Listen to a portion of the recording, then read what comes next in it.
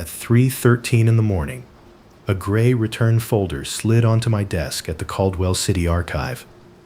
It had no barcode, no sender, and no archive stamp. Just my name, written in the narrow blue ink I used on intake forms. The overnight handbook had one rule for that. Never give the return a number. Never. I did not touch it. I did not scan it. By sunrise, the archive had given me one anyway. I had been a night clerk there for 6 months, long enough to learn the building's harmless noises. The elevator cable clicked every 20 minutes, and the climate system sighed above the map room. Rain pressed against the courthouse windows hard enough to make the glass look underwater. Most nights, I digitized parking permits and birth ledgers until dawn. The job was quiet, predictable, and exactly why I took it. I thought old records were the safest things in the world. They could not change. They could not follow you home. On my first night, the retired custodian, Mrs. Bell, left 3 handwritten rules taped inside the desk drawer. First, if a security camera showed a light in the lower stacks, call the police, not maintenance. Second, never use the passenger elevator after midnight. Third, at 3:13, if an unmarked folder appeared on the returns cart, leave it unopened and unnumbered until morning. I laughed when I read them. Every archive keeps strange things. I assumed ours had collected a joke. At 3:12, every monitor on my desk blinked once. The basement camera turned to static. The desk lamp dimmed. Then the return cart rolled out of the dark copying room by itself. It stopped beside my chair. On top sat the gray folder. A paperclip held a black and white security photo to its cover. In the photo, I was standing exactly where I was standing, staring at the folder. The timestamp at the bottom showed 3:14. The wall clock still read 3:13. I should have backed away. Instead, I leaned close enough to see the photograph clearly. In it, there was someone behind me. Not a shadow, not a trick of the lamp.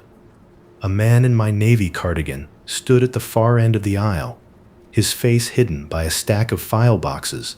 I turned around so fast my chair hit the cart. The aisle was empty. When I looked back, the man in the photograph had moved closer. He was holding a metal intake stamp in one hand. Then the desk phone rang. The display showed extension 0, an internal line that did not exist. I let it ring twice.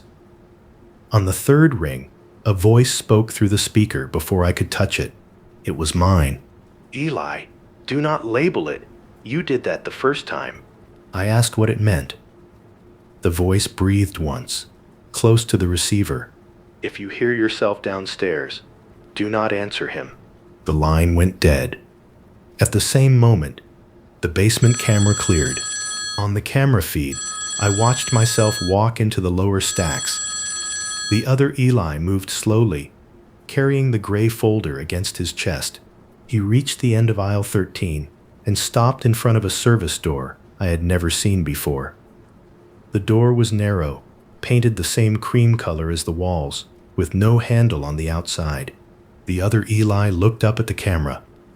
For 1 second, I saw his face. His eyes were open, but there was nothing behind them.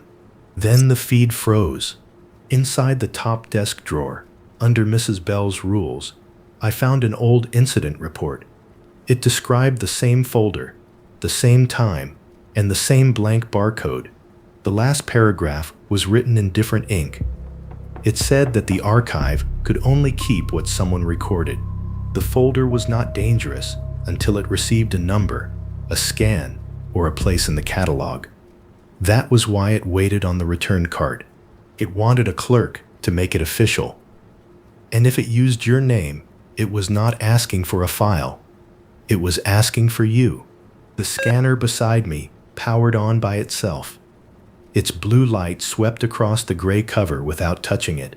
A blank intake screen opened on my monitor. The cursor blinked in the field where a clerk entered a case number. Downstairs, somewhere below the floor, a phone began to ring. Then I heard footsteps on the stairwell. Slow, measured, the same pace I had heard on the security feed. I grabbed the folder by its edges, kept it closed, and ran for the service stairs. I remembered one line from Mrs. Bell's note. A return can only be sent back from where it first appeared. The lower stacks were colder than the rest of the building. Rainwater leaked through the old foundation and made the concrete shine. I passed aisle 13 without looking at the service door. The ringing phone was louder there, as if it were inside the wall. At the end of the room stood an unprocessed returns bin, a steel cart used for boxes with no sender and no destination. I set the gray folder on it. Behind me, the service door clicked open. I did not turn around. A voice with my exact breath and rhythm spoke behind me. "You have to give it a number before you leave." I pushed the cart toward the freight lift instead. The freight lift was old enough to have a manual gate. I forced it open, rolled the cart inside, and pulled the gate down before the thing behind me could speak again. The lift buttons had no secret floor, just B, 1, 2, and 3. I pressed B because it was the only direction that felt honest. As the lift dropped, the folder began to slide across the cart. Its cover opened 1 inch. I saw a photograph of myself at the desk, holding an intake stamp over the folder. I shoved the cart through the basement receiving slot and let the steel shutter fall. The ringing stopped. So did the clock. At 6:07, the lights came back. The return cart was empty. The building looked ordinary again. Rain on the windows, permits waiting to be scanned. I called my supervisor and said I was sick. She was quiet for a long time. Then she asked why I was calling from home. According to the time system, I had not worked at the archive in 18 months.